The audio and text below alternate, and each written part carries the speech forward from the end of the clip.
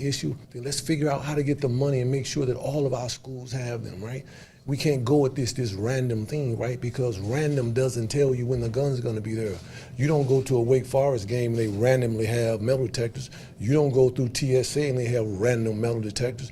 You don't go to the courthouse and they have random metal detectors. Why are we playing with that when it comes to our kids? We can't do that anymore. Those days are gone. So we've got to figure out a plan how to staff it and how to make sure we have them in our schools. Because at the end of the day, if something happens, you will be looking at me and the police department, and your question will be, why didn't you? You knew it, and what did you do? And so here's what I'm going to tell you. I'm going to always give you my truth. It won't be political. It won't be, but it's going to be how I see it. I've been doing this 40 years, 40, 20 plus of them with the federal government. I know what I know, and I know what I see. And I have an obligation to speak that to the people, because the people have entrusted me to give them that. I get frustrated. I saw adults yesterday break down crying at what happened at their school. I saw adults because of the stress and the pressure and the what if. I just watched a video of a situation at a school that took place this morning. I see videos every week of things that have the potential for causing someone harm, hurt, or even worse. And as the sheriff, I have an obligation. How do we prevent these things? I'll be quiet and let you ask questions because I know you got somewhere to go and I do too. And I thank you all. I love you. Yes, sir. Yeah, I was going to ask, what security measures are already in place at a school like Carver? Really, what do you want to see change, and what are you asking for specifically? Well, I can't speak to what the school policies are, right? I don't run the schools. What I can tell you is what's in place as far as the Forsyth County Sheriff's Office is. We have SROs there. I don't control metal detectors in the school. I wish I did. I don't control funding. I wish I did. What I would like to see in place, I would love to see every school with the metal detector, specifically high school and middle. We cannot keep skirting and flirting with danger. You can't. You can't. The frequency is getting too high. Yes, sir. Have you brought these concerns up to the school district? And I guess 2019 was the first time I've had this conversation. Fact check it. I mean, we've been in conferences before where I've spoke about this. Fact check it. And I guess, what's the response to you when you bring it? Again, I won't speak to the school system issue. They were invited for whatever reason. I don't know. I don't know if it's cost. I don't know if it's manpower. But whatever it is, we as a community, we as the county, we need to fix it. And it's my job to call it out. I've got to call it out. I can't close my eyes to it. I can't, because I see it. I saw the teachers crying yesterday. I got 4 deputies at that school today, 4. 1 on every floor and a rover. I can't sustain that the entire year. I can't. I got issues happening at other schools. I'd have to enlist the help of my friends at the PD in order to cover every school with that number of deputies and officers. You can't. You can't learn when you got that many. That's not even an environment conducive for learning. Let's be honest. It's not an environment conducive for teaching. Let's be honest. You know, it's my job to give you the truth. There are people that would love to tell you that, but they can't. I answer to you, the people, and God. That's it. And I'm going to give you my truth. And that is the truth. We've got to do something yesterday. Next question. Yes, ma'am. Just for the record, can you go ahead and recount the events that happened start to finish yesterday? Well, yesterday I just happened to be at the school when this took place. I was at the school on a situation that took place on Friday, discussing some measures about what took place on Friday. And as I was there,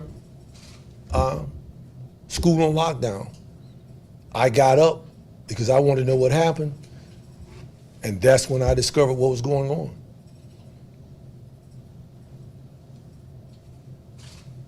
Yeah, so you're speaking with the district. They say do have metal detectors at every middle school and high school. They just random, like you said. Is what you're asking for it to be permanent every day? We're checking students as they go in the school, because they say some days they don't. What does random mean? Do you go to TSA and they randomly have metal detectors? Do you go to the courthouse? The most valuable asset that we have is our children. Is our children. You'll be surprised at what comes through those doors every day, randomly. And if it's random, all I've got to do is walk and see that it's happening and make a U-turn, go back to the car, go to the bushes, the wood line, and then proceed on in. But if I know it's happening every day, I'm not even bringing it. I cut that off at the path. What I would like to see happen, and I have no control over that is a school district decision.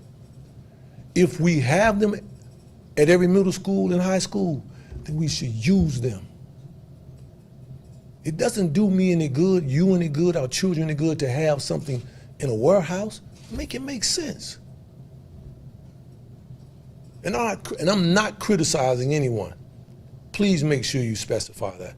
I'm just telling you, I have an obligation to you and the people to speak the truth. I have sleepless nights behind this. I do. I have to look at these men and these women every day when I send them into harm's way. I have to look at my deputies yesterday as they were taking a real live gun with real live ammunition off of a student. The possibilities. A gun serves one purpose, and that purpose is lethal. And those are just simple facts. And we as a community and a society, we've got to demand. You all have an obligation to demand that you do better. Just like when you think something, or I've done something wrong as relates to the jail, when you're breaking news stories and you criticizing this, you need to break a news story now. You need to demand that our schools have this. That's what you all have an obligation to do as reporters. You need to demand something. If we have them, then why aren't we using them? If you need manpower, let's figure out how to get it, period. And I don't mean it, my energy is not towards you all, it's just that my cup runneth over. I'm frustrated because when you and me, the chief and the captain, and we see this every day, we know that you can only juggle. If I had 3 balls right now and I'm juggling them, it's just a matter of time before one of them balls drop. And what we're doing now is juggling. And it's just a matter of time. And I don't want that on my watch again. I don't never want to live through another Mount Tabor. I don't. I want to walk away from here in the next few years or whatever my term is without having another Mount Tabor. I still see that in my sleep at nights. I still see that young man. I still hear his mother screaming. I still see him as he's dripping as we carry him out of the building. I don't want that anymore. I don't. And whatever we got to do to make it happen, then let's do it. Any more questions? Yes, sir. Yeah, you talked about that Mount Tabor situation. You talked about, watching that video this morning that we saw. When you're, in that school yesterday, is there some level of, PTSD, or why are you so passionate about this cause of preventing something like that happening again? The reason I'm so passionate is because we're talking about lives. We're talking about human lives. The reason I'm so passionate is because that woman and that man, we've seen more death than you see on Law and Order. We experienced the smell. We experienced the sights, the sound. We don't get to walk away from it after the fact, when you see it, when it's all cleaned up. We see it from the beginning in its rarest form. I guess the best analogy I can give you is that I don't smoke. But if you walk into a smoke-filled room, you're gonna come out with smoke on you. in your hair and on your clothes. Anyone that has been in this profession for an amount of time, they can tell you the horror they've seen. We do it because we love this profession. We do it because we believe it. It definitely ain't the money. That's why I'm so passionate about it. And that's why every time something like this, I think about the possibilities. And when I look at my own personal life, the mistakes that I have made in my life, I have seen the warning before the chastisement. It's like when I get my hair cut real close and he cuts me too close. I feel an irritation before the pimple ever shows up. There's a warning before it happens. All these things that you see happening are warning signs. These are conversations that we have every day. I talk to the police chief at least 2-3 times a week. I talk to my command staff every morning. I spent the last couple of days riding around in jeans and a t-shirt to schools, making sure my guys are on point. I have moved personnel from other places to place them in places where we may have situations. You cannot sustain that. You cannot. I was on the phone this morning with the county manager. We cannot sustain that. I can't sustain 4 deputies. How many deputies I got? 4 today? I can't sustain 4 deputies at one school the entire year. I can't.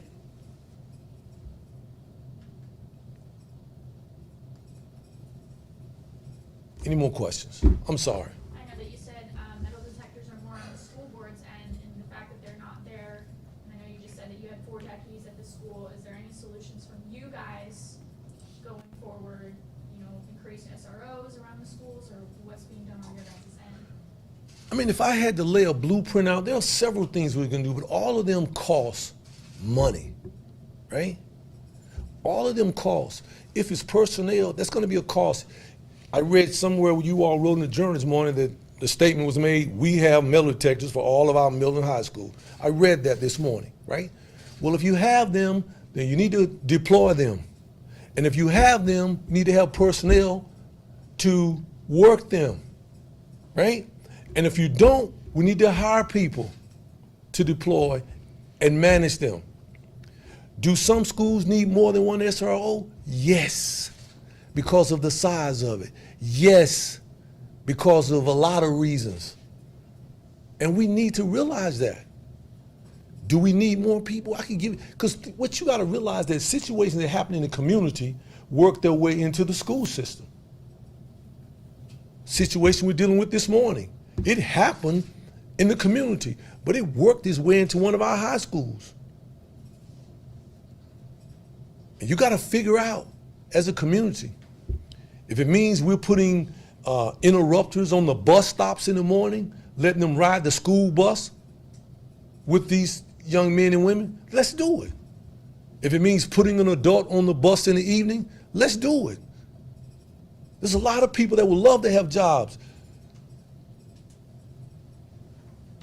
And it may sound far-fetched, but there are some solutions that may work, and we've got to do them. We cannot sit still on this. We cannot. We cannot. I have time for 2 more questions.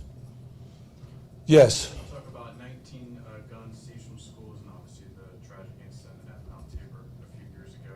I mean, how important is it to get these metal detectors in schools? I mean, is this between life and death? I mean, just, I guess talk about just how important it is to have them in schools. Think about this. I just gave you guns.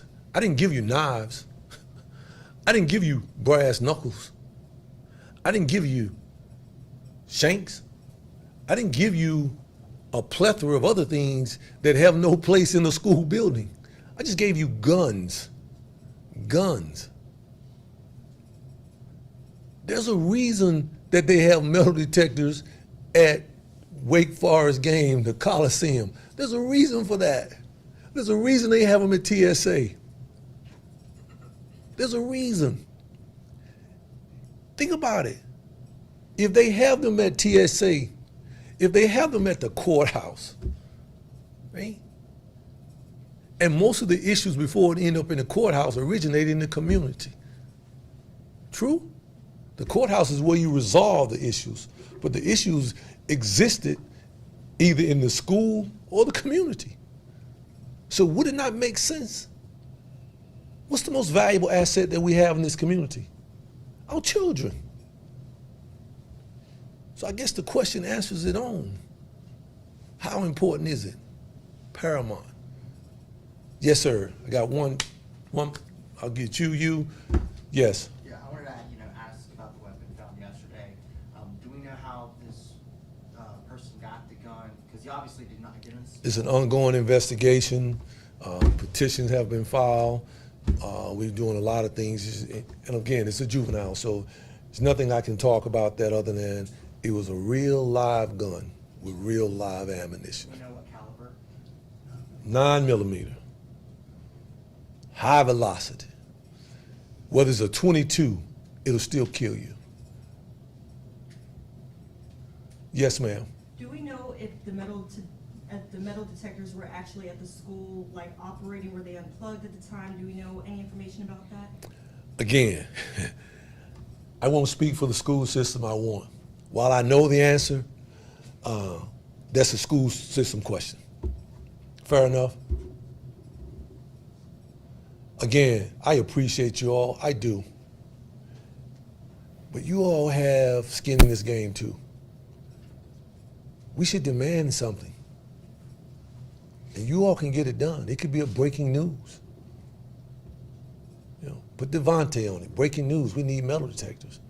Do something. That's all I'm saying. I appreciate you all, love you, and thank you for coming. Chief, I appreciate you. Cap, appreciate you. Thank you. Daniel. Sir. I'm going. I'll see you later. Yes, sir. Chief. Chief, thank you. Appreciate y'all.